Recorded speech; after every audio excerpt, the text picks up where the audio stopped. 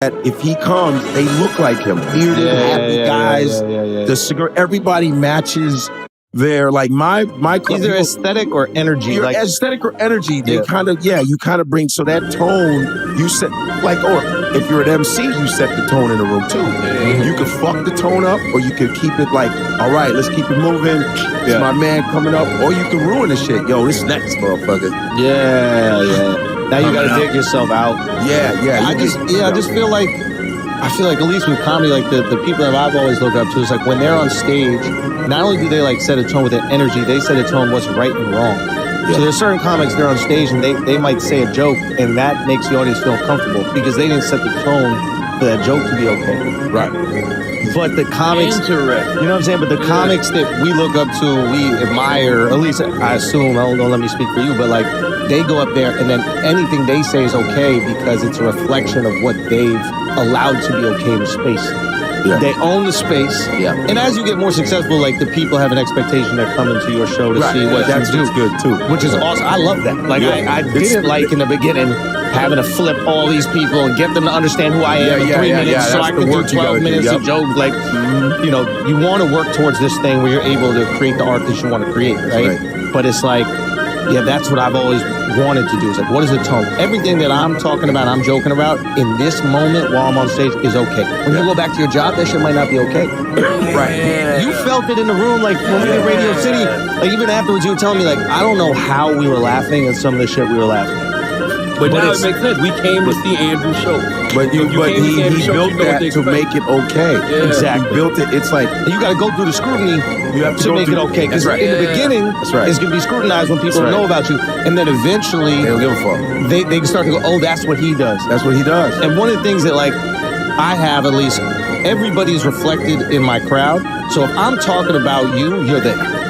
There are certain people. If their crowd just looks like them, they can't really talk about people that aren't there, at least in a critical way, because people start going, well, I feel uncomfortable laughing at someone laying in the room. But if we talk about Middle Eastern people and they're right fucking there, it's hard to be offended on behalf of the people laughing. Especially if you see them laughing too.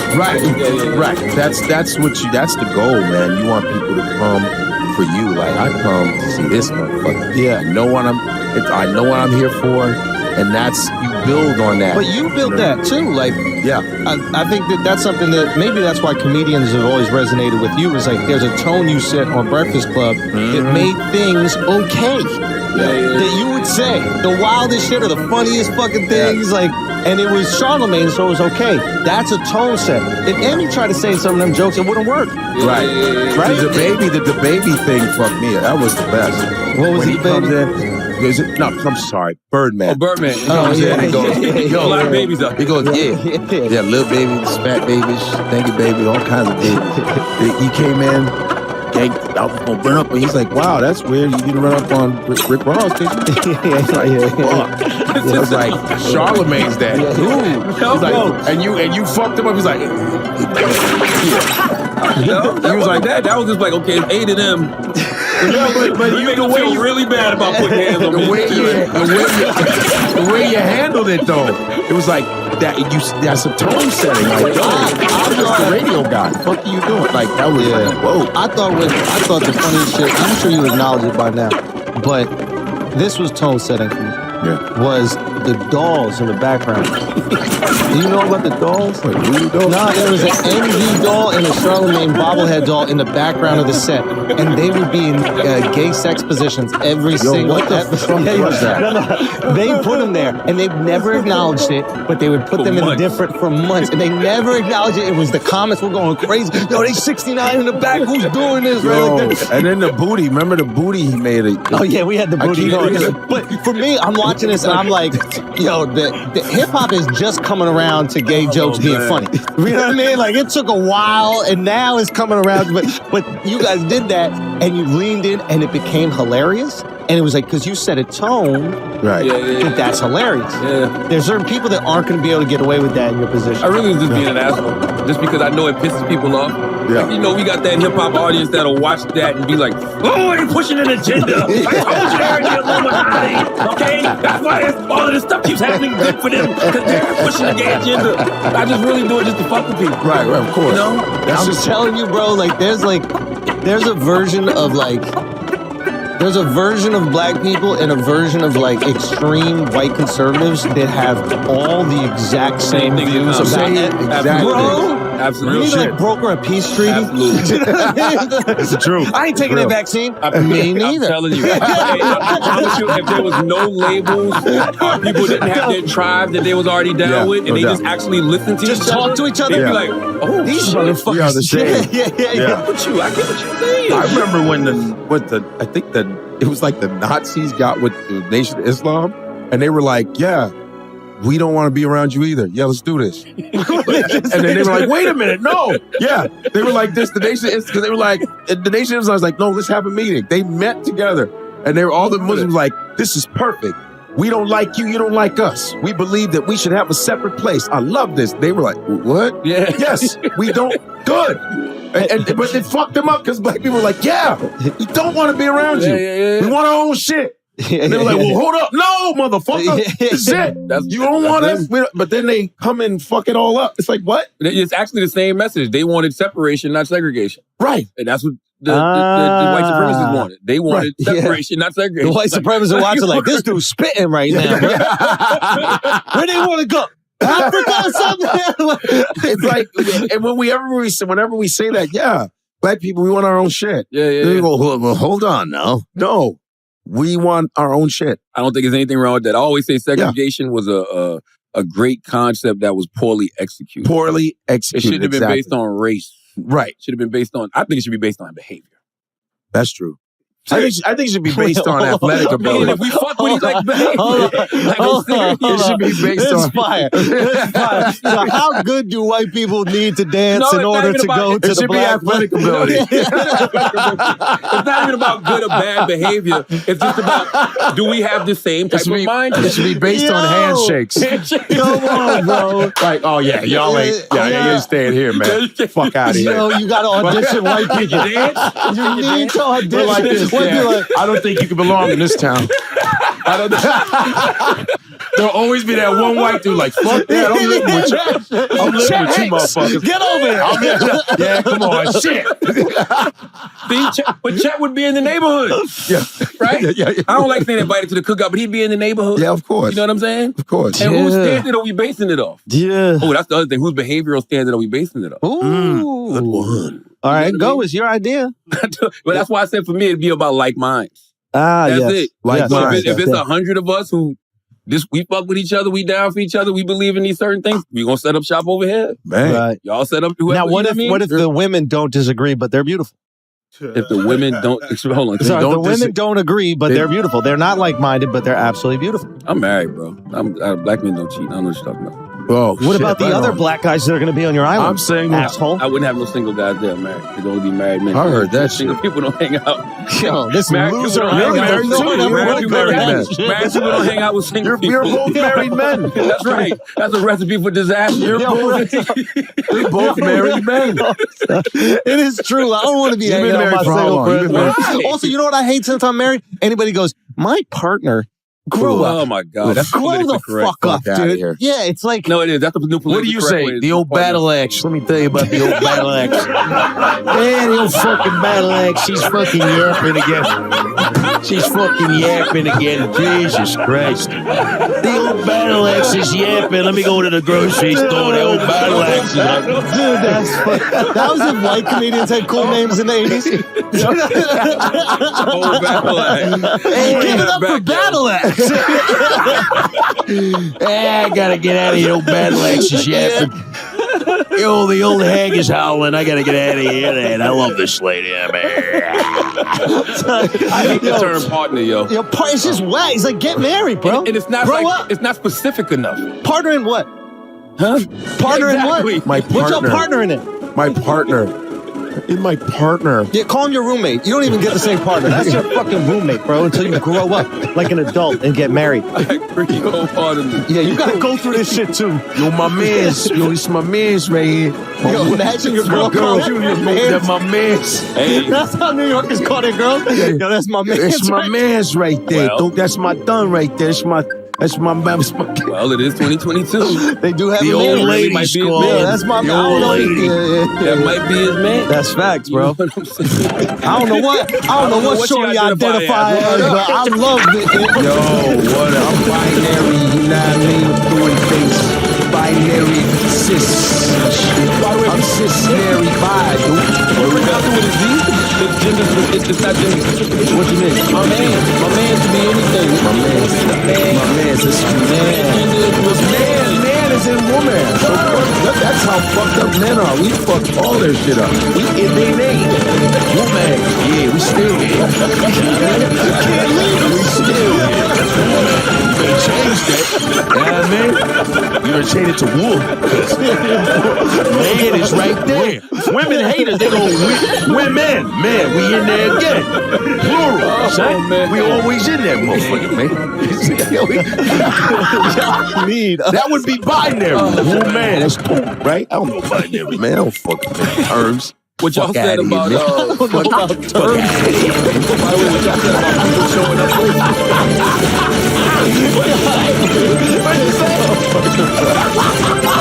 What y'all said about people showing up late is exactly why I hate outfits. Because I know what's happening at that. I know what's happening to God preaching. Why would I go just to be offended? You don't know because That's why I keep telling people about January 6th is like that was our shit. You know what I'm saying? Like, that was for us, bro. That had nothing to do with y'all. Y'all are so upset. You know what I'm saying? I was there with my mans. low key though. Low key. Yo, the boys can't come together. Listen, low key. January 6th, there's a lot of envy because if anybody should have snapped a long time ago and did something like that, it's black people. Word. You know what I'm saying? So you're looking at it like, but see, if we had the community, we all be on the same page. How the fuck did this go like this? We would all rush it. But we would have been the first because we Y'all would have been there quick. Y'all would have been on a fifth. We would have been sprinting and all white dudes like, come on, guys. Damn, you guys are fast. It would have looked segregated. We would go by speed. You know, there would always be that one white lightning guy keeping up. Damn, this guy's Two groups of people completely separated. Now it makes sense why we call it a race. Yes, queen. Yes. Where the women at? How long would it take? The reason why people come to comedy clubs. The reason why people come to comedy clubs knowing that what you're in for, because being offended is a hobby now. It's a hobby. It's a job. It's their thing, right? It's like, yo, and it's like narcissism, man. It's at a level, man. Yeah. I don't like shut the fuck up, and that's the beautiful thing about comedy. You go, yo, shut the fuck up. Yeah. How about that? That's the beautiful thing about comedy. You can tell someone to shut the fuck up and not fire. Yeah, I saw everybody. Shut the fuck up. You get money for that. Word up, no, for real. Shut the fuck up, and they're paying you. That was great. Have you ever had a moment? When you told that girl she has a big forehead, yo, here's your money, man. Good job. Come back next year. Around. That was the greatest thing I ever seen. You ever had moments on stage where you're like, yo, this is wild, we get to do this. Yeah, of course. You start philosophizing a little bit on stage. That's a dangerous thing to do even on stage because you realize how silly this whole thing It's is. so silly. Right? It's the whole process of a motherfucker coming into a room and go home. I don't even like think about it. They just I want don't to even like getting too deep. We need y'all. We need y'all. So they can go need y'all. You want to go home now? Yeah. And that shit, and you don't know me. And I'm like, I got some funny shit to tell you. That's why there's things that It's amazing. that don't make sense, but when it feels good, it does. Like, there's something about, like, exercise fucking sucks, and then afterwards you're like, I'm so glad I did it. That's how I look at, like, laughing, either with friends or a comedy show. Like, you go there, and some people, you think, this is this philosophical point of view about whatever. Like, if they give you that philosophical point of view and they don't make you laugh, you're not happy. You're not leaving like, man, I really got some philosophy today. Angry. You know what I'm saying? When you get that laugh out, like, a cathartic moment, There's something that happens, these motherfuckers bro. ain't giggling, imagine. This motherfucker didn't make me giggle, man. I'm pissed. I'm fucking mad. Like, he didn't make me... I'm not gonna lie. I like Charlamagne. You like He's a comic, bro. I'm telling you, he's a comic. Deep down inside. Most civilians, they hate seeing a bomb. Charlamagne sees a bomb and he just so fucking happy. I like there was one I like when comics that are, I like when hacks bomb. I like when comics that think they're the shit, but they hack and shit bomb. This dude did it on my show. I let him on my show, let him do a couple minutes. He rocked his little, it was hacky as fuck. He did all right, looked cool at first. Then he was real confident. Can I get on stage again, you know what I'm saying? And he was like, yeah, cool.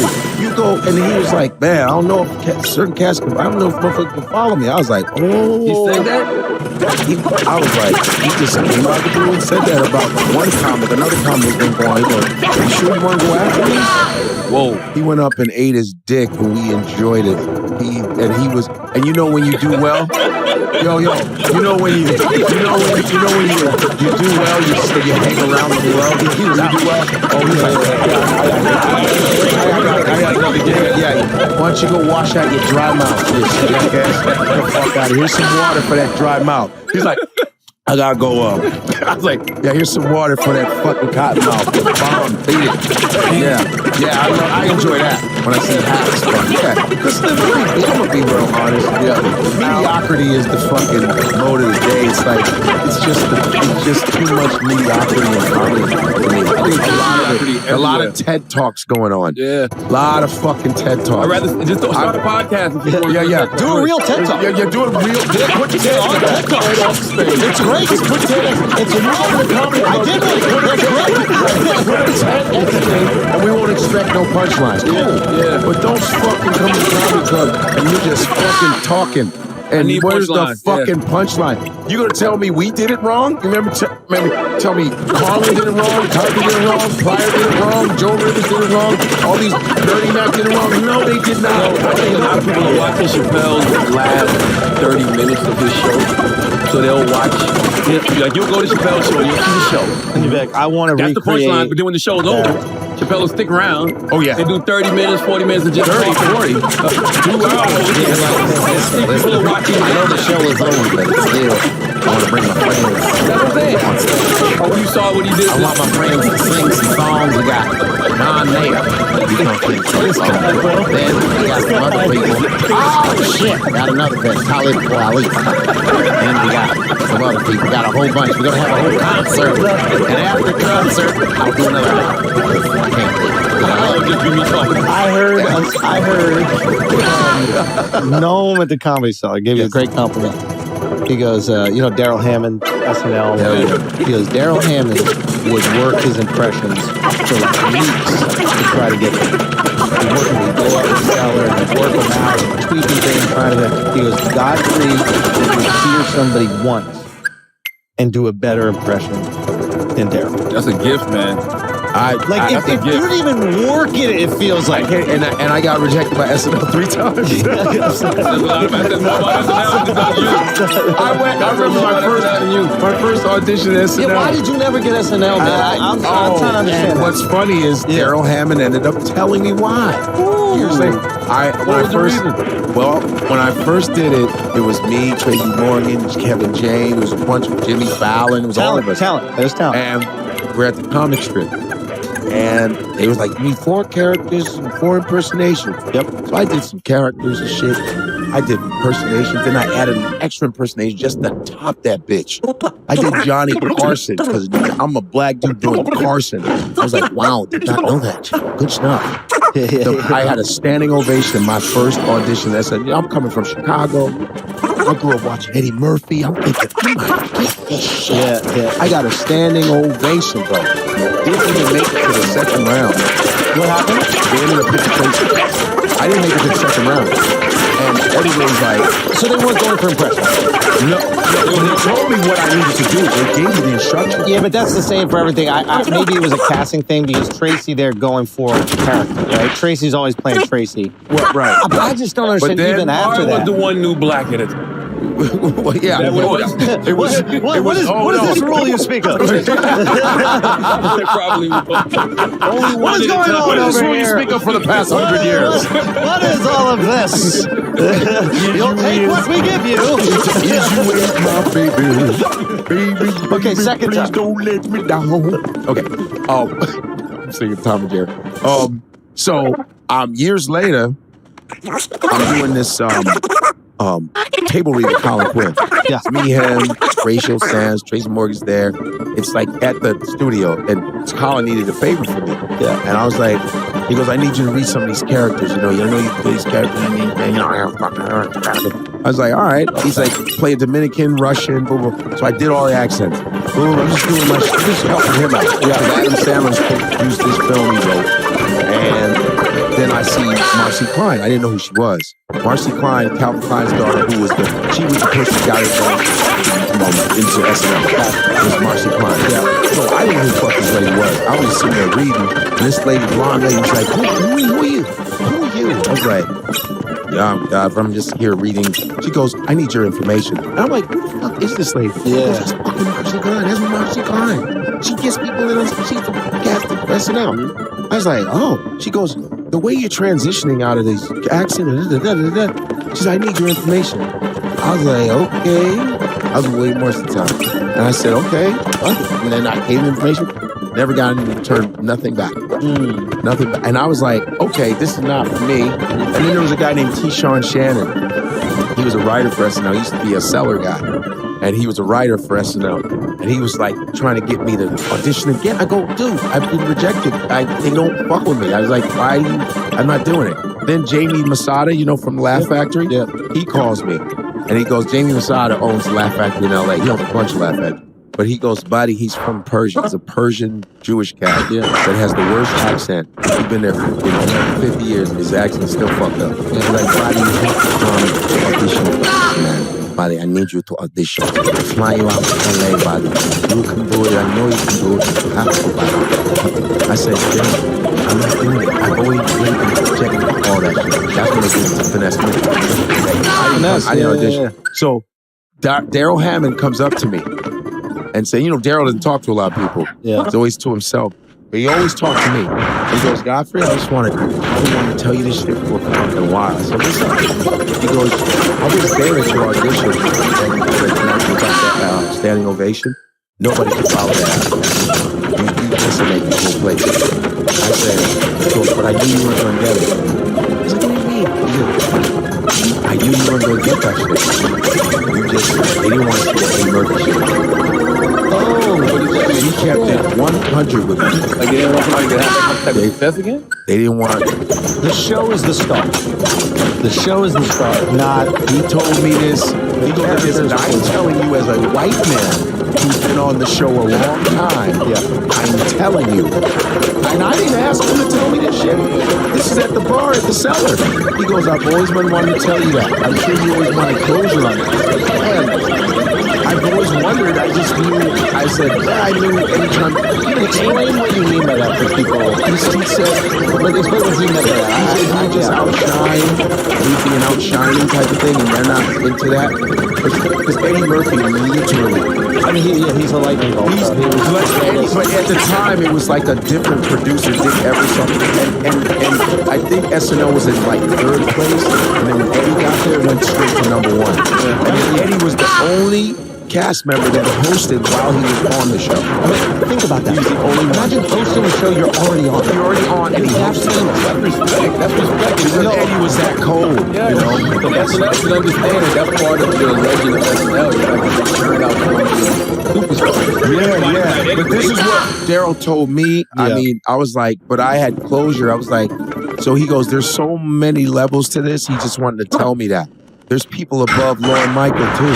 I said, oh, yeah. And he was just breaking it down. And I go, I've been on the show for 15 years. He told that shit to me.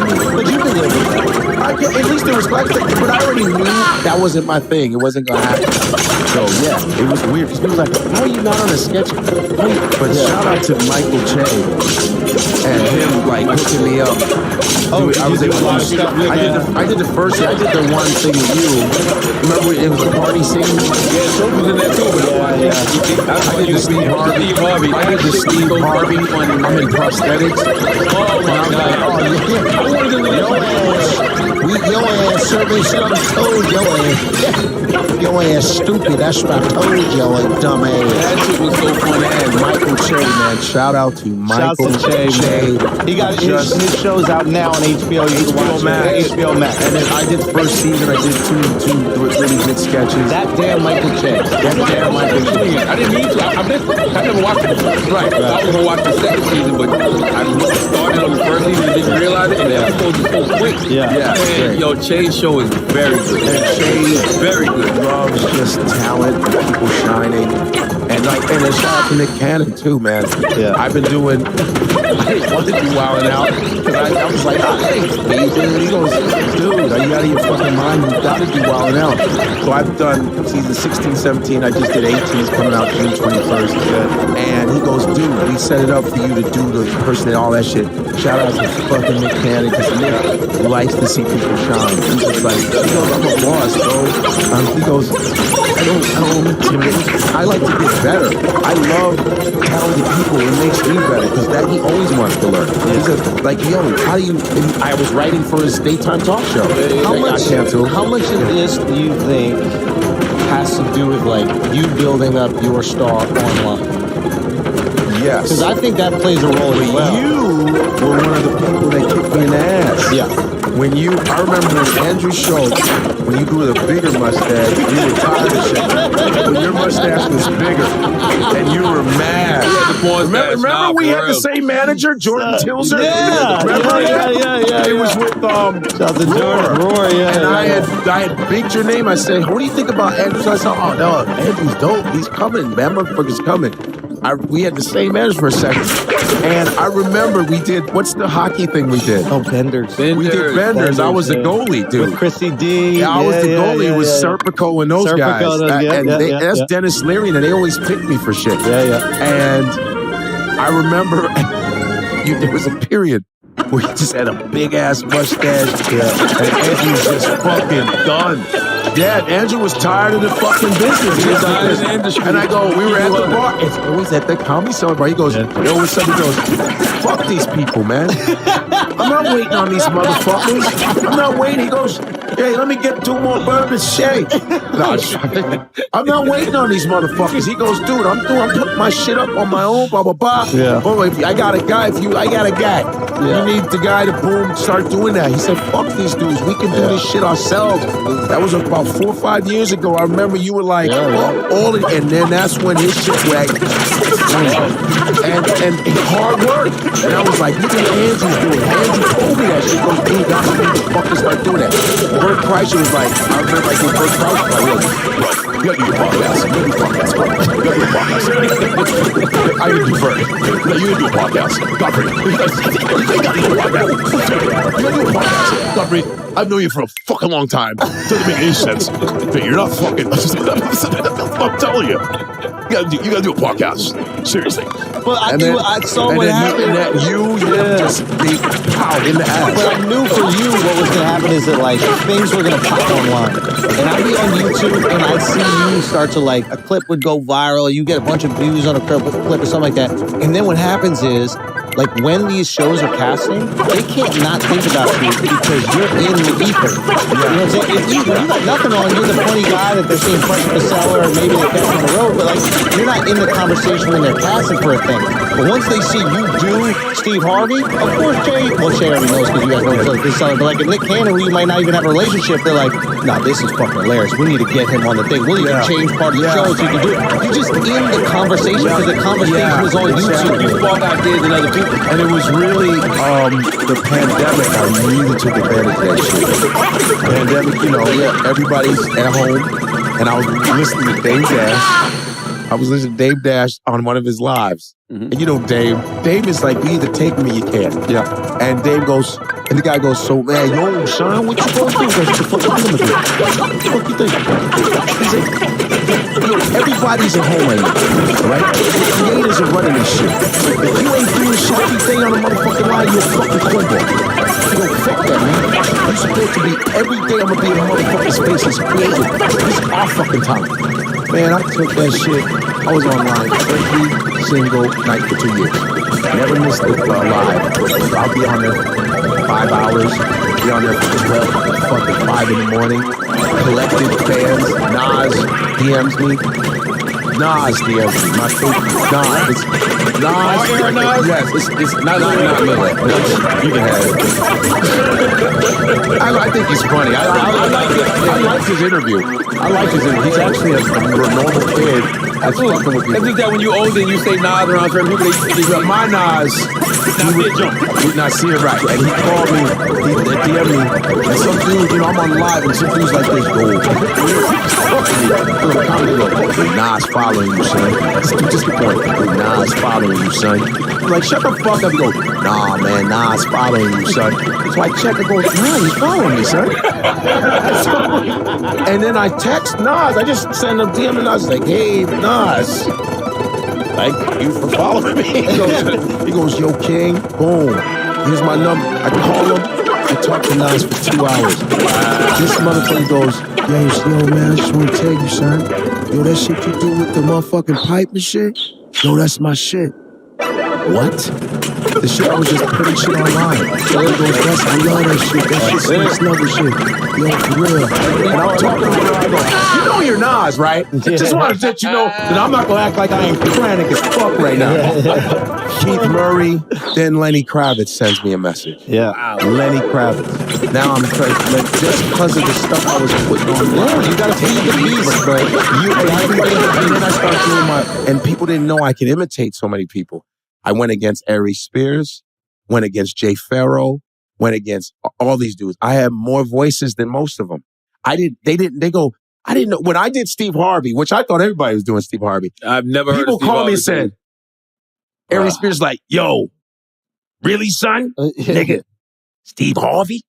I said, yeah. He goes, nigga, shit, I didn't know you had all these voices, son. Then we had the Paul Mooney off. Yeah. When I was doing Paul Mooney, you niggas, I am so goddamn tired of all you goddamn niggas. Rest in peace to the legend. These goddamn white folks, they don't like your ass, nigga. You better wake the fuck up. And then Aries start battling me with the Paul Mooney shit. I said, Aries, I don't even give a fuck. We're online. Who gives a shit? First of all, it's not our voice. It's his. Yeah. Who's the best Paul? Paul. It was funny because he's like, man, I got to get you on the Paul Mooney. I go, it's his voice. It doesn't matter. Yeah. Who gives a fuck, bro? Yeah. Let's just get on there and start fire, bro. Yeah. But I was doing mad shit. Then I started doing Richard Pryor. I was setting niggas off. And Jay Farrell's very skilled. Yeah. I got him on the Pryor. Who do you think is the best in history? As far as voices. If you don't say you. Okay. I was about to say. Yeah.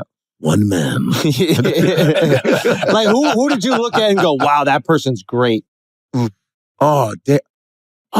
hard because there was a man by the name of George Kirby, old school black comedian from the 60s and 50s. George Kirby, that dude could do Ella Fitzgerald. He could sing like he could sing as well. Wow. Like Ella Fitzgerald and can imitate all. Yeah. George Kirby, which people should look up. George Kirby, underrated. Holy shit. George Kirby, Rich Little was pretty good. Rich Little was the white dude who just did all in person. He did all the presidents. Yep. I met him. He's like 83 years old. I met him. Rich Little, the best, because it's hard to say because you don't know how many voices every person can do. Yeah. So, there was Jeff Pollock. The guy that was on in Few Good Men. Yeah. Jeff Pollock, he's an impersonator. Oh, really? Frank Gorshin, who played the Riddler in the 60s, was an impersonator. Oh, wow. Frank Gorshin played the Riddler in the Batman from his, Potbelly Batman with the skinny legs. Yeah. Adam West, they're like, Robin, we have to find the Commissioner Gordon. Exactly, Robin. I have to find Catwoman. And some people are good with mannerisms, but not voice. Like Keenan Ivory Wayans was great with mannerisms. Right. Like Jim Carrey is more of like can morph into. Jim Carrey was another level. He was one of the first guys I opened up for doing comedy. Oh, Jim really? Carrey. Yeah. What was his stand-up? His stand-up was very, like, he did a lot of body movements, which was like, how the fuck is he doing that? But jokes So as he had well jokes, as impersonation? scenarios he did. Because I opened up when I was in Chicago. It was at the Illinois Institute of Technology. My friend was running. Here's the scenario, and then here are these characters operating like in this. the scenario. You know, you ever see a guy, you just stop, da-da-da-da-da, and he'd just be like, and it was like, it was funny. He transforms in front of you. I always hate when I go to a supermarket, and you just stop, and it would be the funniest shit. He was he's an alien. Superstar. He's really skilled, but he's so skilled. Now, with that said, would you be disappointed if you went to a Jim Carrey show? Because you know it's going to be attention at this point.